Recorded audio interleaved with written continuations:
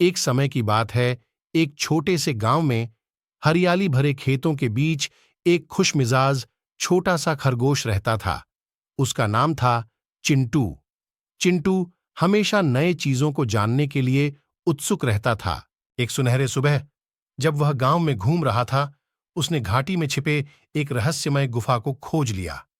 उसे अंदर क्या है, यह जानने की उत्सुकता से चिंटू बहादुरी से गुफा में घुस गया। अंदर उसने धीमी रोशनी में चमकते हुए एक जादुई दीपक पाया। वह दीपक हल्के से पोंछा और अपनी हैरानी से एक जिन्न उजागर हुआ। जिन्न बोला, बधाई हो चिंटू, तुमने मुझे मेरी नींद से जगा दिया है।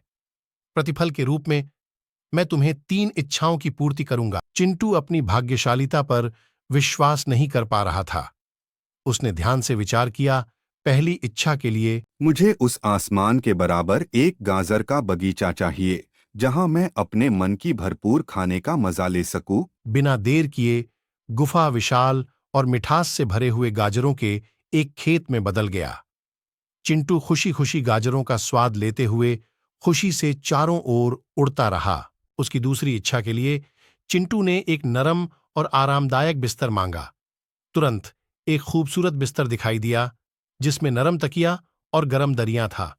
अब अंतिम इच्छा के लिए चिंटू गहरे विचार में गया। उसे कुछ विशेष चाहिए था, कुछ ऐसा जो न केवल उसको खुशी दे बल्कि गांव के सभी जानवरों को भी।